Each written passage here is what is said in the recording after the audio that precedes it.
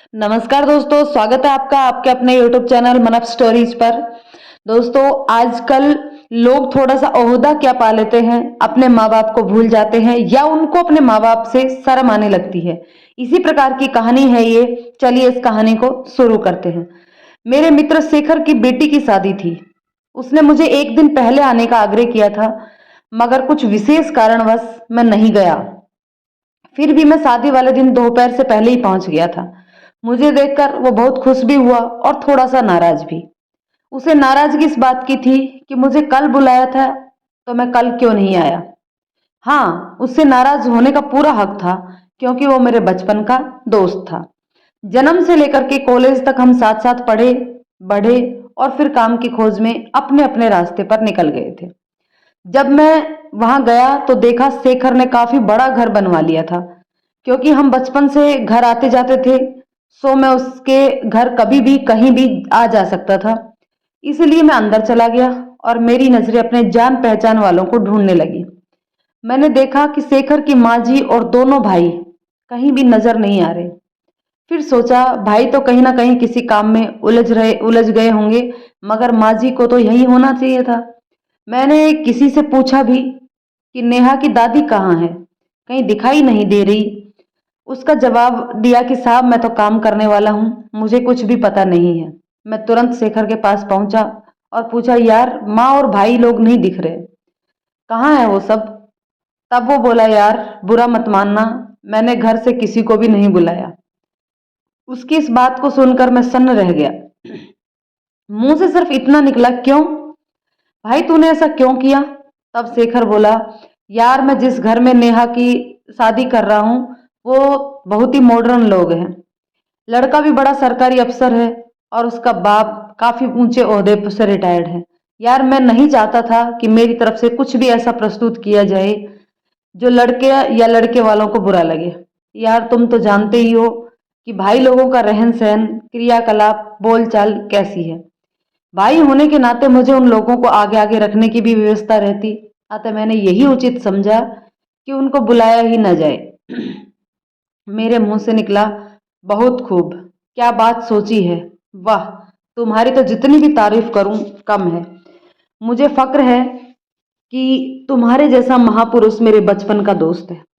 तुमने तो ना रहेगा बांस और ना बजेगी बांसुरी वाली बात कर दी। वाह, बहुत खूब, क्या कहने। इतना कहकर मैं उसे वहीं खड़ा छोड़कर एक तरफ चला गया।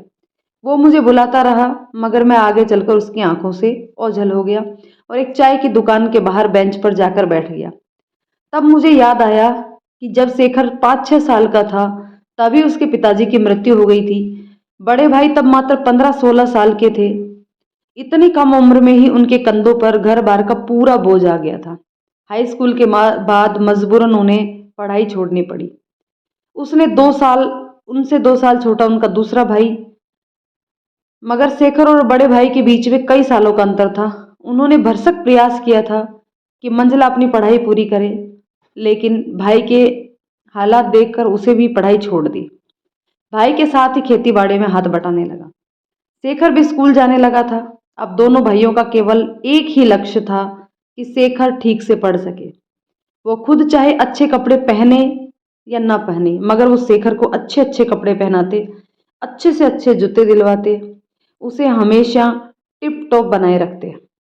वो हमेशा कहा करते थे कि यार अपना वक्त तो अब गया, अगर शेखर कुछ बन जाए तो अपना तो जीवन ही सफल हो जाए।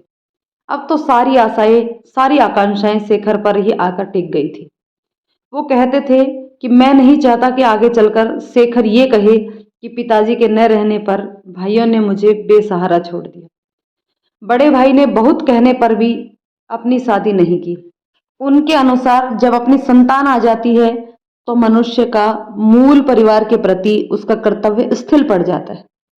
हाँ, उन्होंने मंझले की शादी जरूर करा दी, मगर शादी के 2 साल बाद ही उनकी पत्नी चल बसी और फिर उसने भी दोबारा शादी करने की बात नहीं सोची। आज उन्हीं भाइयों के शरीर से शेखर को दुर्गंध आने लगी। तब उसकी नाक को क्या हुआ था जब दोनों भाई पसीने से लथपथ होकर अपनी चिंताएं किए बगैर सीधे उसके पास पहुंचते थे और पूछते थे कि आज का स्कूल कैसा रहा। भाई खुद टूटी चप्पलों के साथ खेत में काम करते थे और इसे राजकुमारों की तरह नई नई फैशन के जूते पहनाया करते थे। तब उनके रहन सहन की चिंता कहाँ गई थी। माँ का दिन रात खाना बनाने और खिलाने में गुजर जाता था। तब इसको तनिक भी महान नहीं था कि माँ किस तरह अपने शरीर के साथ ज्यादती कर रही है। आज वो माँ चार औरतों के बीच भी नहीं बैठ सकती क्योंकि उसका स्वभाव गांव की गवारिनों जैसा है। मैंने अपनी जिंदगी में बहुत एहसान फरामोश लोग देखे, मगर इस श्रेणी का मुझे कोई भी नजर नहीं आता। मैं उम्र भर इसे बहुत ही अच्छा समझता रहा, मगर ये तो बहुत ही निकृष्ट चरित्र का निकला। यद्यपि मैं ये सोचकर शांत हो गया था कि मुझे क्या, ये इसके घर का मामला है, मगर मेरी आत्मा गवाही नहीं दे रही थी। एक बार तो मैंने ये भी सोचा कि नमस्ते कहकर यहां से चलता बनूं, मगर ये सोचकर कि इससे होगा क्या, अचानक मेरे मन में एक संकल्प कर लिया कि जो भी होगा देखा जाएगा, मगर इसे सबक जरूर सिखा के रहूंगा। मैंने अपना फोन निकाला और एक नंबर मिला दिया। उधर से आवाज आई, जी मामा जी, आप कैसे हैं और यहाँ क्यों नहीं आए? वैसे मामी जी ने मुझे बता दिया है कि आप तो पहले से ही वहां पहुंच चुके हैं। मैं मामी जी को भी लेकर आ रही हूँ। मैंने कहा चलो ठीक है, और अपनी सारी व्यथा और आगे की रणनीति पूजा को बता दी। उसने जवाब दिया, मामा जी ऐसा ही होगा, अब आप बस तमाशा देखते जाइए। ना ही शेखर ने मुझे कभी बताया और ना ही मैंने कभी पूछा कि नेहा की शादी कहाँ से कर रहे हो। वो तो मुझे तब ज्ञात हुआ जब लड़के वालों का कार्ड मुझे मिला। दरअसल पूजा और कोई नहीं अपितु मेरी बहन की बेटी यानी कि मेरी भांजी थी, और उसी के देवर के साथ शेखर अपनी बेटी की शादी तय की थी। पूजा के ससुराल में मेरा उतना ही सम्मान था जितना कि मेरे जीजा जी का। चूंकि शेखर ने मुझे कोई कार्ड नहीं भेजा था, बस फोन पर ही बोल दिया था कि भाई आपको तो कार्ड की जरूरत नहीं, आप तो फोन से ही आ जाएंगे। यहाँ आकर भी मैंने लड़के से अपने रिश्ते की कोई खबर शेखर को नहीं दी थी। मैं घूमता फिरता वापस लौटकर शेखर के घर आ गया और अलग जाकर बैठ गया। अब जो होने वाला था उसके परिणाम स्वरूप मेरा बुरा बनना तो तय था, मगर मुझे इस बात की तनिक भी चिंता नहीं थी। मैं लड़की के परिवार को अंदर तक जानता था। उनके परिवार में बुजुर्गों और बड़ों को जो सम्मान मिलता है वो मैंने कभी कहीं नहीं देखा था। लड़के की दादी जी गांव से बिलोंग करती थी, मगर पूरे परिवार में पूरे घर में उन्हीं का रोब चलता था। मजाल नहीं कि कोई उनकी मर्जी के खिलाफ काम करे, मगर शेखर बाबू को अपनी माँ में गंवारपन नजर आ रहा था। मैं बैठा बैठा यही सोचे जा रहा था कि आगे क्या होने वाला है। तभी शेखर के फोन की घंटी बजी। नमस्कार होने के बाद बात शुरू हुई। लड़के के पिता ने बोला, शेखर भाई, मेरी माँ जी आपकी माँ जी से बात करना चाहती है, जरा फोन उनको दीजिए। शेखर के चेहरे का रंग उड़ गया और वो हकलाते हुए बोला, भाई साहब, माँ की तबीयत जरा खराब थी सो वो नहीं आई। क्या बात कर रहे हो समधी जी? पोती की शादी हो और दादी की तबीयत खराब हो जाए? ऐसा नहीं हो सकता। दादी तो ऐसी शख्सियत होती है जो अपनी नाती पोतों के लिए मरी हुई भी जी उठती है, और आप कह रहे हैं कि तबीयत खराब होने के कारण वो नहीं आई? ये बात मैं मान ही नहीं सकता। चलो कोई बात नहीं, बड़े भाई साहब से ही बात करवा दीजिए। हमने तो एक बार भी उनसे बात नहीं की, और वो हमारे यहाँ लगन पर भी नहीं आए थे। उनसे भी पूछ लूं कि वो कैसे हैं। अब शेखर को तो जैसे काटो तो खून नहीं। आखिर उसने झूठ का सहारा ही लिया था और वो बोला, भाई साहब, घर पे माँ अकेली रह जाती इसलिए वो लोग भी नहीं आए। लड़के का बाप बोला, अरे भाई, ये कैसी शादी है जिसमें बुजुर्गों का कहीं अता पता ही नहीं। माफ करना साहब, मेरे घर में तो मेरी माँ के आज्ञा के बिना कोई भी कार्य संपन्न नहीं होता। बच्चे अपनी माँ से बाद में, दादी से पहले अनुमति लेते हैं। अगर वहां से अनुमति नहीं मिलती तो फिर माँ या मुझसे पूछने का सवाल ही पैदा नहीं होता। अफसोस कि दादी के जिंदा रहते हुए भी वो पोती की शादी में शामिल नहीं हो रही। माफ करना शेखर जी, आपके संस्कार अगर ऐसे हैं तो आपकी बेटी के कैसे होंगे, ये मुझे अभी से दिख रहा है। ऐसे कुसंस्कारवान लोगों से तो मैं तुरंत रिश्ता तोड़ देता हूँ, तो नए रिश्ते बनाने का तो प्रश्न ही पैदा नहीं होता। शेखर हकलाने लगा, अरे भाई साहब, आप ये कैसी बातें कर रहे हैं? भला इतनी सी बात पर कहीं नाराज हुआ जाता है? और फिर भला ऐन वक्त पर कहीं ऐसा होता है? मैं पास ही खड़ा सब कुछ सुन रहा था। मैंने पूछा, शेखर क्या बात है? किससे बात कर रहे हो? वो बोला, राजू, समधी साहब का फोन है और कह रहे हैं कि हम ये शादी नहीं कर सकते। मैं बोला, ये क्या बात हुई? ऐसे कब कैसे हो सकता है? कुछ सामाजिक मर्यादाओं का निर्वहन भी तो करना होता है। ऐसे आयोजनों में पूरा समाज जुटता है। यदि ऐसा होने लगा तो हर कोई यही करेगा। जरा फोन मुझे देना, मैं बात करता हूँ। शेखर ने फोन मुझे पकड़ा दिया और खुद थोड़ी दूर पर पड़ी कुर्सी पर धम से बैठ गया। मैंने यथोचित अभिवादन के बाद बात प्रारंभ की। जानबूझकर शेखर के पास ही जाकर मैं खड़ा हो गया। मैं बोला, भाई जी, मैं शेखर का दोस्त बोल रहा हूँ। मुझे मालूम था कि उधर से कोई सवाल जवाब नहीं किए जाएंगे। मैंने अपने आप ही बोलना जारी रखा, भाई साहब, ये तो कोई बात नहीं हुई कि आप शादी वाले दिन कह रहे हैं कि शादी नहीं हो सकती। मैं थोड़ी देर चुप रहा, फिर बोला, आपका कहना अपनी जगह दुरुस्त है, मगर कुछ लोग ऐसे ही होते हैं। जैसे ही बीवी बच्चे मिले नहीं कि जिंदगी उनकी जिंदगी बदल जाती है। माँ बाप तो उन्हें कांटों की तरह चुभने लगते हैं। नहीं नहीं, ऐसा नहीं है कि सभी एक जैसे होते हैं, मगर अब अधिकतर लोग इसी श्रेणी में आते हैं। वो भूल जाते हैं कि उन्हें ये दिन दिखाने के लिए उनके बड़ों ने, उनके माँ बाप ने क्या क्या नहीं किया। वो भूल जाते हैं कि अपने दुख सुख की चिंता किए बगैर वो अपने बच्चों को कैसे पालते हैं। अफसोस कि लोग उन्हें भुलाने की धृष्टता कैसे करते हैं। भाई साहब, इसमें इसका कोई दोष नहीं। अब तो दुनिया का चलन सा हो गया है कि काम निकालो लात मारो। आखिर ये भी तो इसी दुनिया का प्राणी है। शेखर मुझे खा जाने वाली दृष्टि से देखे जा रहा था, मगर उसकी चिंता किए बगैर मैं बोले जा रहा था, क्योंकि यही मौका था कि इसे इसकी असली औकात बताने का। मैं थोड़ी देर रुका, मानो उधर से कोई कुछ कह रहा हो। मैं पुनः बोला, भाई साहब, जहाँ तक लड़की का प्रश्न है तो बहुत ही अच्छी है। उसके संस्कार बिल्कुल अलग हैं और आपके घर जाएगी तो उसमें और निखार आएगा। कुछ नहीं भाई साहब, बात असली ये है कि हम कुछ ज़्यादा ही मॉडर्न हो गए हैं। हमारे बुजुर्ग बेचारे क्या जाने कि दुनिया कहाँ से कहाँ पहुँच गई। बच्चे अब बाप बनने की कोशिश कर रहे हैं।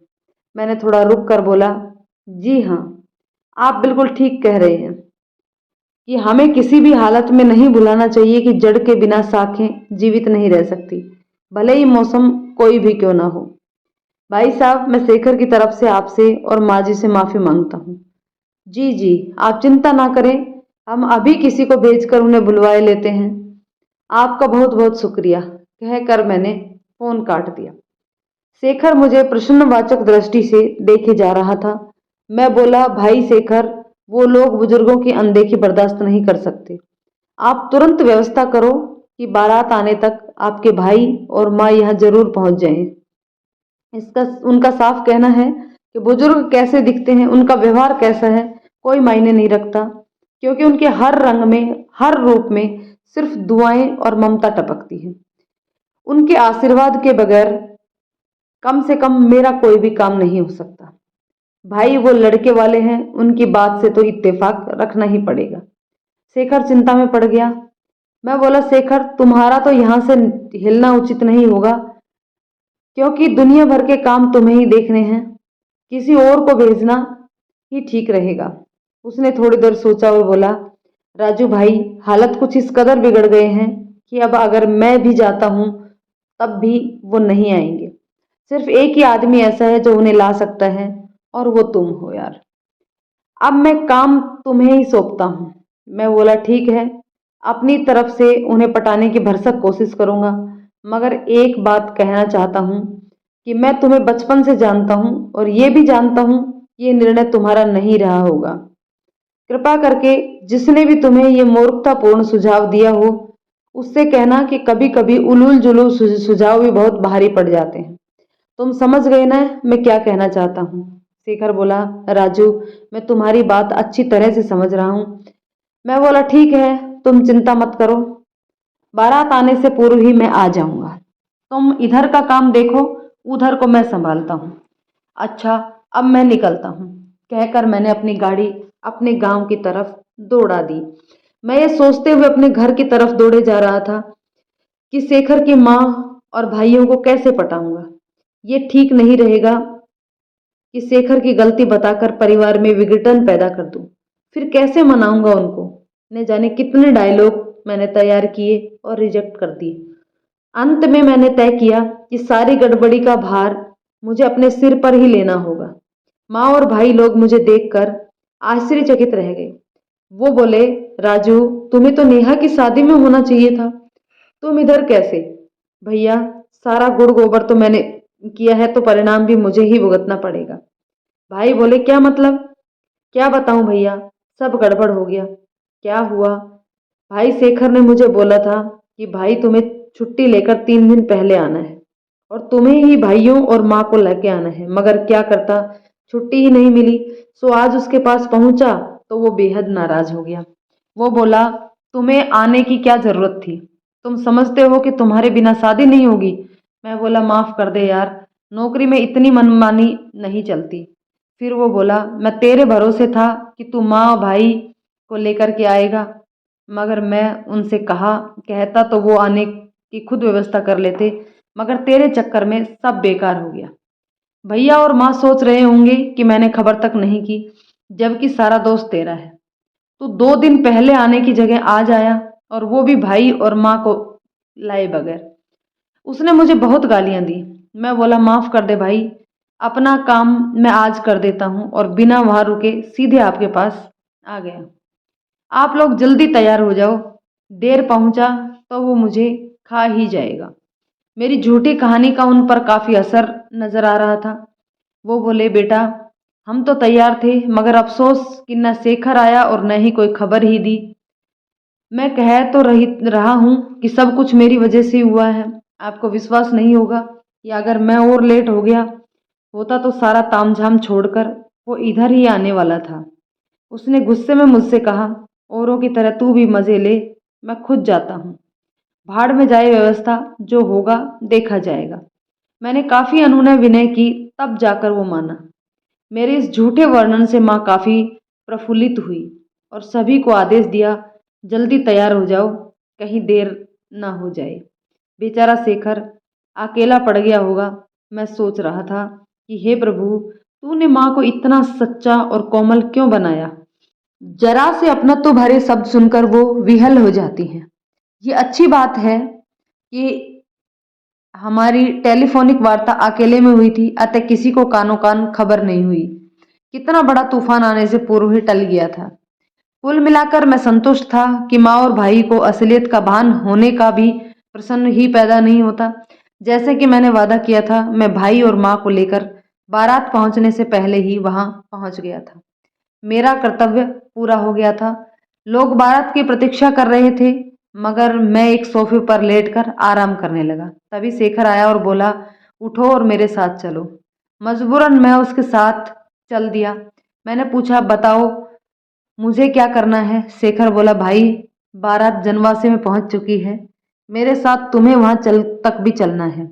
हम दोनों जनवासे में पहुंच गए। जैसे ही मैं वहां पहुंचा, पूजा दौड़ते हुए आई और मुझसे लिपट गई। तब तक दुल्हा और पूजा का पति भी वहां आ गया। उन दोनों ने भी मेरे पांव छुए। यह सब देखकर शेखर हैरत में पड़ गया। आखिर माजरा क्या है? ये लोग राजू को कैसे जानते हैं? नेहा की भाभी जेठानी इस तरह क्यों लिपट कर प्यार जता रही है? मैं शेखर को देखकर मुस्कुराया और बोला, शेखर, तुम इसको तो जानते ही होंगे। मैंने पूजा की तरफ इशारा किया। उसने बताया कि इन्हें कैसे भूल सकता हूँ, ये मनीष की भाभी हैं, यानी नेहा की होने वाली जेठानी। मैंने कहा, बस इतना ही जानते हो? उसने कहा, हाँ, और क्या? मैं मुस्कुराया और बोला, शेखर बाबू, ये और कोई नहीं, अपनी बहन की बेटी यानी कि हमारी भांजी है। अब इस घर में मेरा क्या संबंध है, ये तुम सोचते रहो।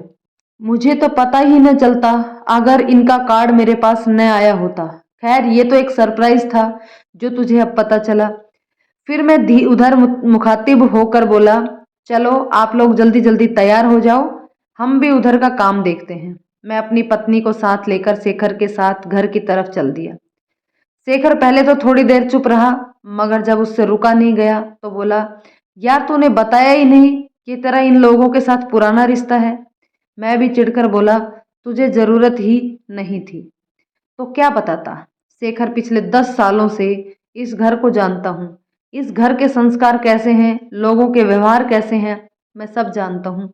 वो इस विचार को पूरी तरह से मानते हैं कि शादी मात्र लड़के लड़कियों के फेरों तक ही सीमित नहीं है। इसी के साथ दो परिवारों और उनमें निहित संस्कारों का भी सम्मेलन होता है। ये तो अच्छा हुआ कि मनीष के पिता का फोन आ गया, वरना थोड़ी देर में मैं स्वयं ही माँ और भैया को लेने चला जाता।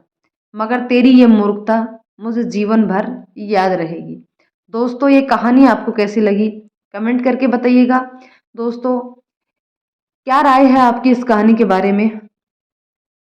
यदि कहानी पसंद आई हो तो लाइक शेयर करें, और यदि चैनल पर नए हैं तो प्लीज़ चैनल को सब्सक्राइब जरूर कर लें। धन्यवाद दोस्तों।